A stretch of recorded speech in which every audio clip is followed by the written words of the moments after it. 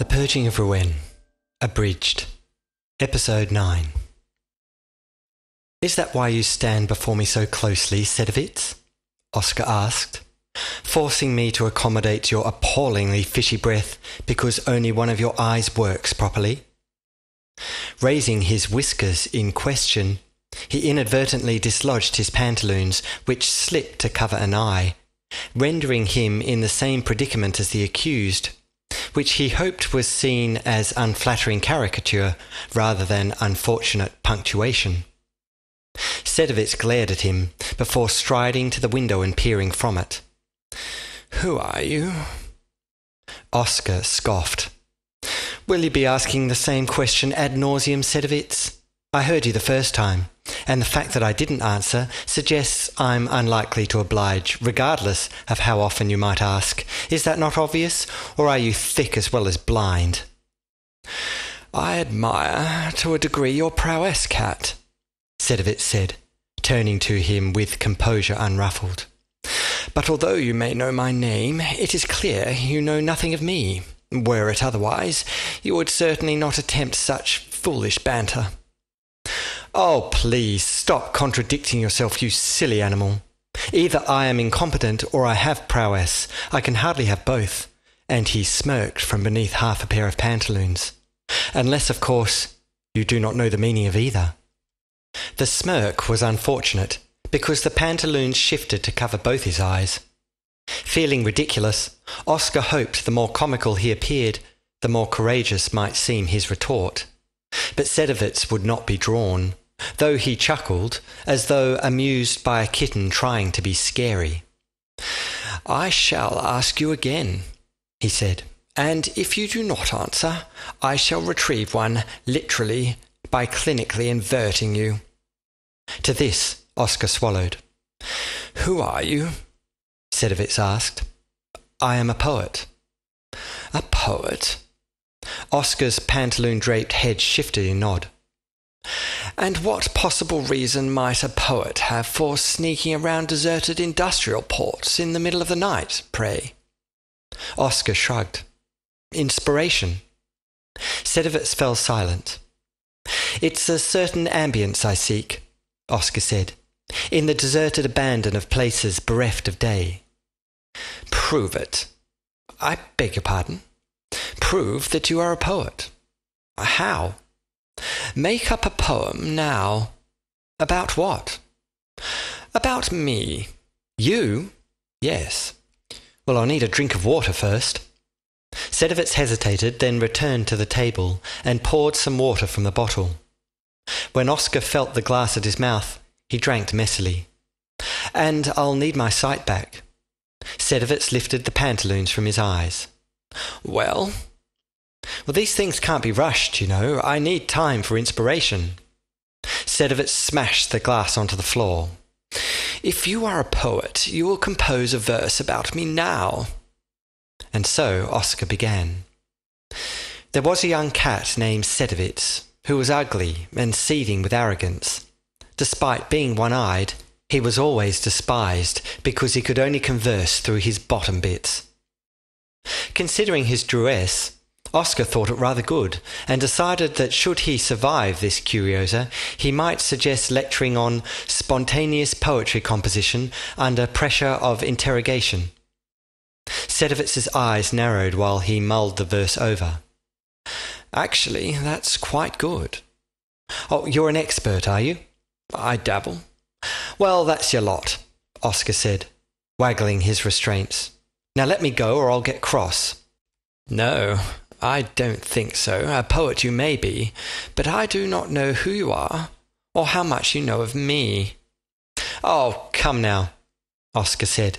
"Surely that much is obvious. You're Sedovitz Tarpanu. Every animal in Ruen knows of you."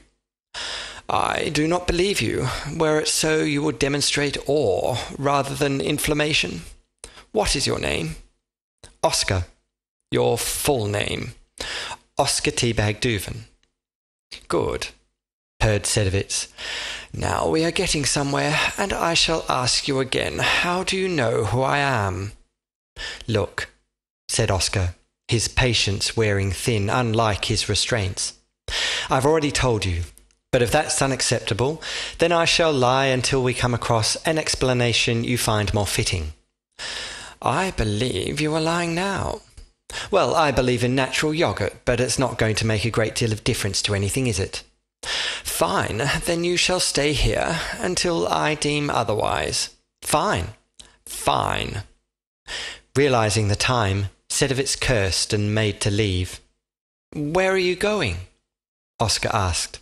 Aren't you going to torture me at all? Sedovitz turned and stared. Torture? He said.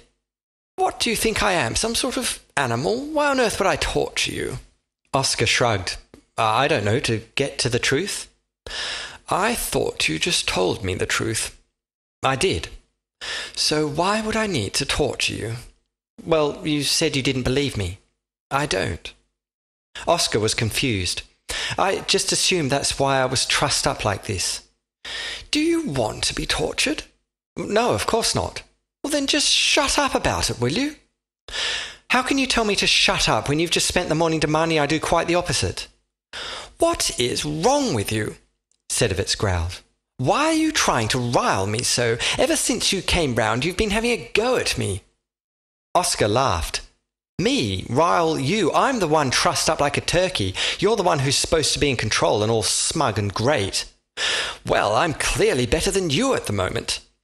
Oh, you think so, do you? Oscar swore, itching to lay one on the animal. Come over here and say that. I'd like to see you being all toffee-nosed when my paws are free. Yeah, well, I'd rather have a toffee nose than a lack of ears. To this, Oscar wrestled his chair so aggressively that it toppled over, rendering him in a posture that afforded no further comment credible. Oh dear, smirked Sedovitz while donning a pair of leather driving gloves. Clearly I shall have to add clumsy to your list of inadequacies, though I haven't the time to do so, as it would be such a dreadfully long list. I am very busy today with more on my paws than you could possibly imagine. Oscar growled in a muffled sort of way. I have solid work ahead of me, Sedovitz said, and simply don't have time to go around doing bits of torture for those disturbed enough to desire it. Oscar blinked up at him from his position upon the floor, implying such a move had been intentional, but looking about as awkward as an animal can when trussed to a collapsed chair. If you are who you say you are, Sedovitz continued wearily, then fine, whatever. And if you are not, then whatever as well, because I am no longer interested. You shall stay here for the next 2 days. No one knows you are here, and no one need ever see you leave. He turned and strode across the room. You can't just leave me here. I jolly well can. But what about water and food? Sedovitz pointed at the bottle on the table. Drink that. Well, how on earth am I supposed to manage? Oscar cried, waggling his restrained paws. I have no idea. If it's all too hard, then I suggest you write a poem about it instead.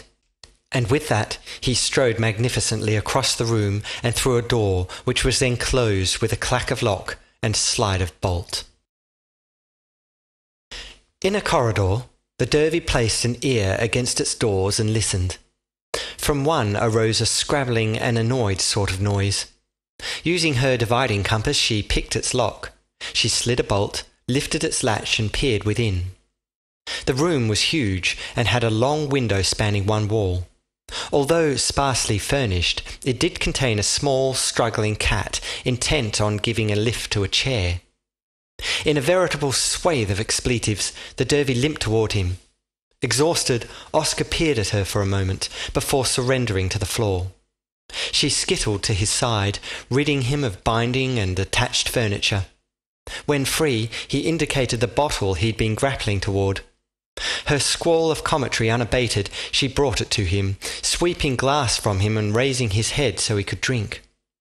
After the night he'd had, Oscar found her spittle akin to a freshness of summer rain.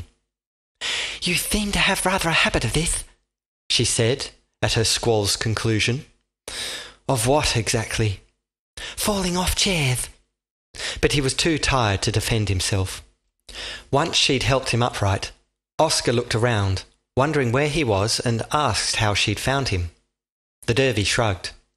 "You said I was to come and get you."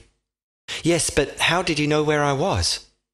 She retrieved his pantaloons, which had detached themselves during his scrabbling. "I followed you with the telescope," she said, offering them, "but I lost you behind some buildings. When a car then left quite dramatically, I assumed you'd been stolen." She brushed the remaining glass from him and checked him carefully, discovering a nasty bump on his head that had him wincing. "What made you think I'd been stolen?" he asked. "How did you know I hadn't taken the car myself?" "Because it was driven rather well." He blinked at her. "I was pretty worried, I can tell you," she said, offering him the bottle again before having a sip herself. "When the car tore past me, I just followed." "And you weren't seen?" She shook her head. "I kept the headlights off." Oscar was impressed and said so. The derby didn't smile, however. In fact, she looked rather worried. "It was very difficult, actually," she said. "The ZR is an awful lot faster than that saloon, and I didn't know where I was going." "Well done, the derby. And where's Horace's car now? Outside? Did you see Sedovitz leave?" Her face went dark with a deeply scribed bitterness at the mention of that cat. She had seen him indeed, and it would take some time for her to accept his involvement with the council. She had trusted that animal. "Yes, I saw him leave," she said sourly. Oscar said nothing, knowing well the hurt of betrayal. "Where on earth are we?" he asked, approaching the window which now bathed the room in day. "The Set," she said. "The seat of the ruling council, perched high upon the ranges above the city." The view accosted Oscar with vertigo. Were it not for the derby's lunge, he would have gained a second bump to keep the first company. After assuring her he was all right, Oscar said, "If you drove here, the derby, then you can drive us back to Horace's. Something is definitely brewing, and it seems we have at the most 2 days to find out what it might be." "Something's going to happen?" He nodded and headed toward the door. "I'll explain on the way." But the derby was hesitant to follow. "There's one slight technical hitch." He stopped and turned. "Technical hitch?" "We may have to walk back." And she limped to remind him that she was already wounded. "Why?" he asked. "Where's the car?" I parked it." "Where?" She didn't answer, which left Oscar with a horrid, sinking feeling. "Where did you park Horace's pristine 1345 Muppet Fin ZR, the derby?" She nodded when the truth dawned upon him. "Oh, no," he said, shaking his head. "Please, don't tell me, not again." "I couldn't help it," she cried. "I've got an ankle all bandaged, and I had to try and keep up, and the edges were all steep, and I hadn't any headlights." "Not another cliff?" She nodded, biting her lip in punishment. "But only a bit of it, at least, initially, only a small one, and not sort of off it exactly, more sort of, well, into it, really." Oscar stared at her. "I thought it wasn't too bad at first, so I got out to have a look, but it was dark, and then the car started to roll backwards before, well, disappearing over the edge." Oscar sagged to the floor amidst a veritable swathe of blinks, and revelled in a good, healthy dose of despair. She had rescued him, certainly, something the derby pointed out repeatedly thereafter. But without transport back to Ruen, they'd lose valuable time they could not begin to afford, which was particularly unfortunate because, according to Horace, the price of time was going to skyrocket shortly.